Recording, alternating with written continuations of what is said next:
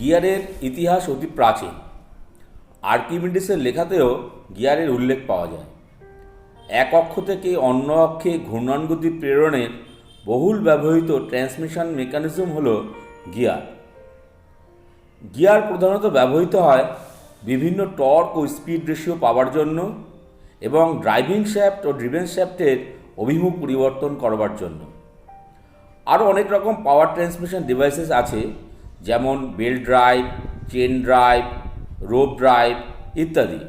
কিন্তু গিয়ার সিস্টেমের প্রধান সুবিধা হল ড্রাইভিং ও ড্রিভেন মেম্বারের মধ্যে নেগলিজিবল স্লিপেজ। এটা প্রধানত ব্যবহৃত হয় যেখানে ড্রাইভিং ও ড্রিভেন শ্যাফটের মধ্যে দূরত্ব কম, যেখানে অনেক বেশি টর্ক ট্রান্সমিট করতে হবে, যেখানে কনস্ট্যান্ট ভেলোসিটি প্রয়োজন। এটা প্রিন্সিপল অফ থার্মোডিনামিক্সের উপর কাজ করে, যেখানে বলা আছে শক্তি সৃষ্টিও করা যায় না, ধ্বংসও করা যায় না। অথবা আমরা বলতে পারি মোট শক্তি সংরক্ষিত বা ধ্রুবক। এটাকে এক রূপ থেকে অন্য রূপে রূপান্তরিত করা যায় মাত্র। আমরা জানি পাওয়ার স্পিড ও টর্কের উপর নির্ভর করে, অথবা আমরা বলতে পারি পাওয়ার হলো টর্ক ও স্পিডের গুণফল। তাই যখন আমরা ড্রাইভিং শ্যাফটে ছোট গিয়ার ও ড্রিভেন শ্যাফটে বড় গিয়ার সেট করি, ড্রিভেন শ্যাফটের স্পিড কম হয়। যেহেতু মোট পাওয়ার কনস্ট্যান্ট, তাই ড্রিভেন শ্যাফটের টর্ক বৃদ্ধিপ্রাপ্ত হবে। এইভাবে বিভিন্ন সাইজের গিয়ার ব্যবহার করে আমরা বিভিন্ন রকমের টর্ক ও স্পিডের কম্বিনেশন পেতে পারি।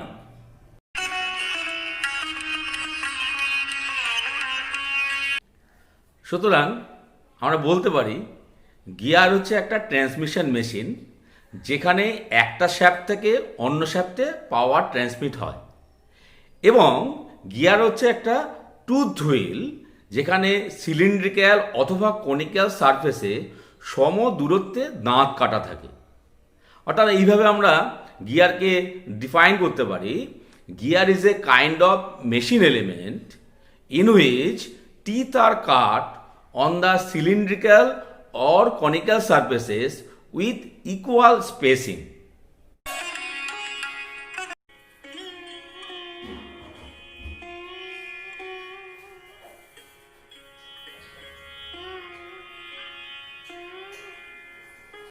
গিয়ারকে আমরা বিভিন্ন রকম উপায়ে ভাগ করতে পারি। Number 1, according to the shape of the teeth. অর্থাৎ গিয়ারের যে টিথ, তার প্রোফাইলের শেপ, সেই অনুযায়ী গিয়ারকে আমরা 3 ভাগে ভাগ করতে পারি। Number 1, involute gear. Number 2, cycloidal gear. Number 3, trochoidal gear. Gears are also classified according to the position of the axis of the shafts. অর্থাৎ গিয়ারের শ্যাফটের অ্যাক্সিস বা অক্ষের পজিশন অনুযায়ী আমরা গিয়ারকে 3 ভাগে ভাগ করতে পারি। Number 1, parallel shaft gears. Number 2, intersecting shaft gears. Number 3, non parallel and non intersecting shaft gears. Parallel shaft গিয়ার্সের উদাহরণ হলো spur gear, helical gear, rack and pinion ইত্যাদি। ইন্টারসেক্টিং শ্যাফট গিয়ার্সের উদাহরণ হলো bevel gear. Non parallel and non intersecting shaft গিয়ার্সের উদাহরণ হলো worm and worm wheel. Involute গিয়ারের টিথ প্রোফাইলগুলো ইনভলিউট অফ এ সার্কেল হয়। এটা খুব সহজে তৈরি করা যায় এবং এর প্রধান বৈশিষ্ট্য হলো স্মুথ মেশিং দিতে সক্ষম। পাওয়ার ট্রান্সমিশনের ক্ষেত্রে এই ফর্ম অর্থাৎ ইনভলিউট গিয়ার সবচাইতে বেশি ব্যবহৃত হয়। সাইক্লয়েডাল গিয়ারে টুথ ফ্ল্যাঙ্কের যে অংশ পিচ সার্কেলের বাইরের দিকে থাকে সেটা এপিসাইক্লয়েড শেপের হয়, এবং যে অংশ পিচ সার্কেলের ভিতরে থাকে সেটা হাইপোসাইক্লয়েড শেপের হয়ে থাকে। এটা যান্ত্রিক ঘড়িতে ব্যবহৃত হয়। ট্রকয়েডাল গিয়ারে টিথ প্রোফাইল ট্রকয়েড শেপের হয়। এটা গিয়ার পাম্পে ব্যবহৃত হয়ে থাকে।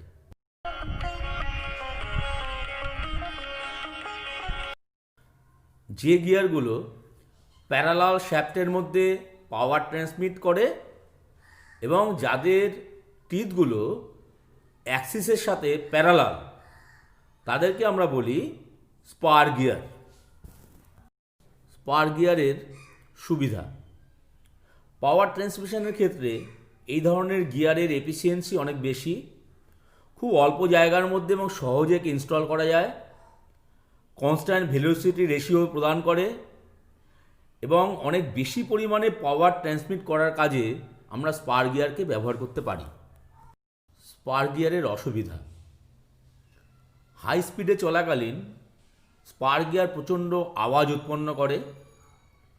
অনেক বেশি দূরত্বে পাওয়ার ট্রান্সমিশনের জন্য আমরা স্পার গিয়ার ব্যবহার করতে পারি না এবং এই স্পার গিয়ারে প্রচুর স্ট্রেস উৎপন্ন হয়। স্পার গিয়ারের ব্যবহার: স্পার গিয়ার ব্যবহার করা হয় ছোট ঘড়িতে, প্রিসিশন মেজারিং ইনস্ট্রুমেন্টে, গিয়ার বক্সে, এরো ইঞ্জিনসে, ওয়াশিং মেশিনসে।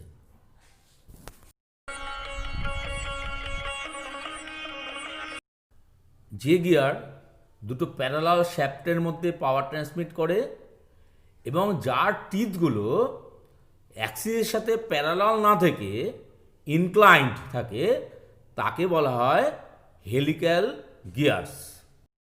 টিথগুলো গিয়ার অ্যাক্সিসের সাথে 10 থেকে 45 ডিগ্রি কোণে ইনক্লাইন্ড থাকে। হেলিক্যাল গিয়ারের সুবিধা: একাধিক টুথ এনগেজমেন্ট থাকার ফলে স্মুথ ও কোয়াইট ট্রান্সমিশন হয় এবং অনেক বেশি পাওয়ার ট্রান্সমিশন করা সম্ভব হয়। হেলিক্যাল গিয়ারের অসুবিধা: এটা অনেক বেশি খরচ সাপেক্ষ, রেজাল্টিং অ্যাক্সিয়াল ফোর্সের ফলে গিয়ার শ্যাফটের থেকে বেরিয়ে আসতে চায়। গিয়ারের ব্যবহার: হেলিক্যাল গিয়ার ব্যবহার করা হয় high speed stages of automobile gear boxes, machine tool gear boxes ইত্যাদিতে, এছাড়া হাই স্পিড অ্যাপ্লিকেশন যেমন স্টিম এবং গ্যাস টারবাইনে।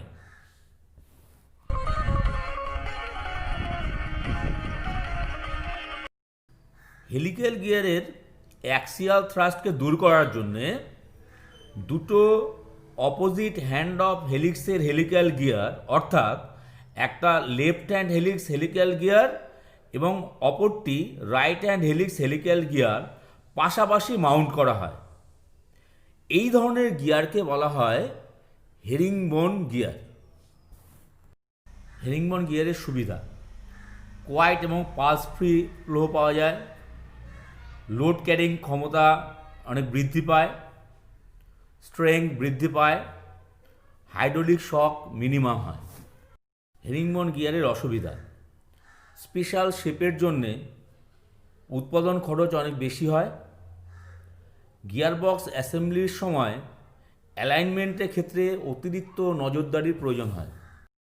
ব্যবহার: হেরিংবোন গিয়ার ব্যবহৃত হয় হেভি মেশিনারি যেমন পাওয়ার হ্যামার।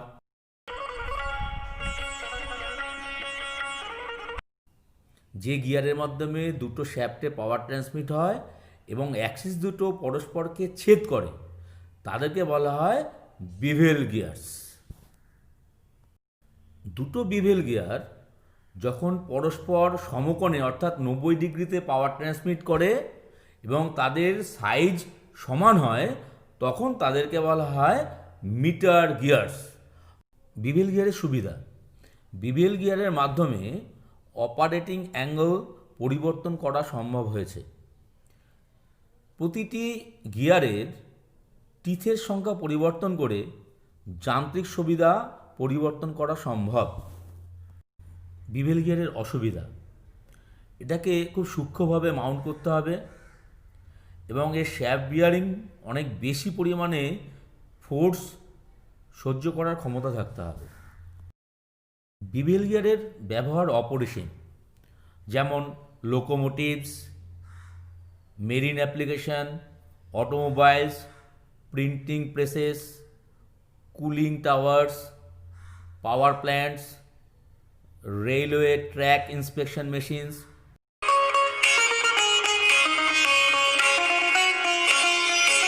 1925 সালে আমেরিকান গ্লিসান কোম্পানি প্রথম হাইপোয়েট গিয়ার ডেভেলপ করে।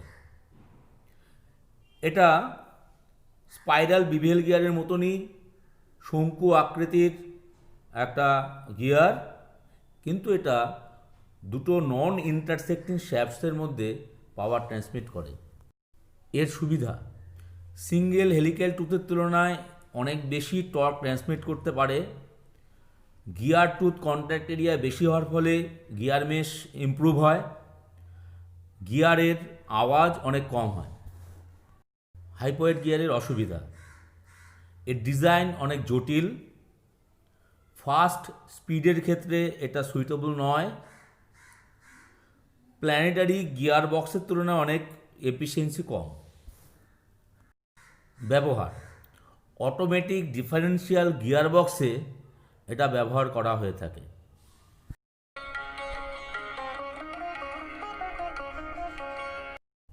রোটারি মোশনকে লিনিয়ার মোশনে কনভার্ট করার জন্য র্যাক অ্যান্ড পিনিয়ন ব্যবহার করা হয়।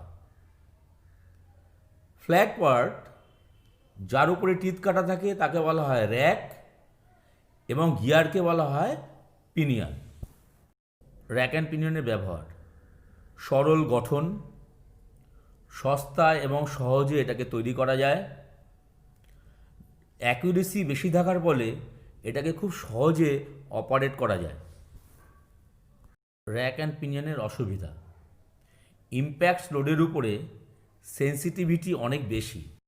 র্যাক অ্যান্ড পিনিয়নের ব্যবহার, ডায়াল টেস্ট ইন্ডিকেটারে প্লাঞ্জারের লিনিয়ার মোশনকে ইন্ডিকেটারের রোটারি মোশনে কনভার্ট করার জন্য ব্যবহৃত হয়। ডিলিং মেশিনে ভার্টিক্যাল ফিড দেওয়ার জন্য ব্যবহৃত হয়। লেদ মেশিনে লেদ অ্যাক্সিসের প্যারালাল ফিড দেওয়ার জন্য ব্যবহৃত হয়। স্টিয়ারিং সিস্টেমে গাড়ির ডাইরেকশান চেঞ্জ করার জন্য ব্যবহৃত হয়। প্লেনারে টেবিলের রেসিপ্রোকেটিং মোশন দেওয়ার জন্য ব্যবহৃত হয়।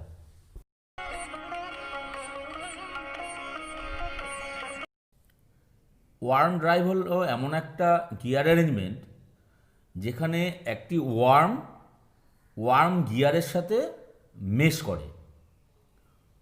ওয়ার্ম হলো এক ধরনের গিয়ার যেটা কিনা স্ক্রুর মতন শেপ, এবং ওয়ার্ম গিয়ার অনেকটা স্পার গিয়ারের মতো দেখতে।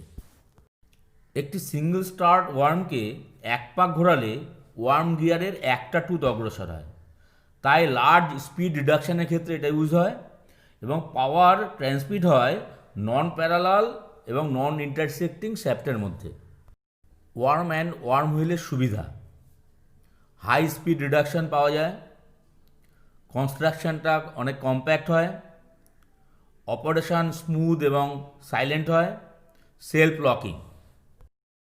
ওয়ার্ম অ্যান্ড ওয়ার্ম হুইলের অসুবিধা, অন্যান্য গিয়ার ড্রাইভের তুলনায় ওয়ার্ম অ্যান্ড ওয়ার্ম হুইলের এফিসিয়েন্সি অনেক কম। ওয়ার্ম হুইল তৈরি করা হয় সাধারণত ফসফর ব্রোঞ্জ দিয়ে, যেটা নাকি অনেক ব্যয় সাপেক্ষ। এটা অনেক বেশি হিট উৎপন্ন করে। ওয়ার্ম অ্যান্ড ওয়ার্ম হুইলের ব্যবহার, ডিভাইডিং হেডে স্পিন্ডেলকে রোটারি মুভমেন্ট দেওয়ার জন্যে worm and worm wheel mechanism ব্যবহৃত হয়। স্লটিং মেশিনে রোটারি ফিড দেওয়ার জন্য ব্যবহৃত হয়।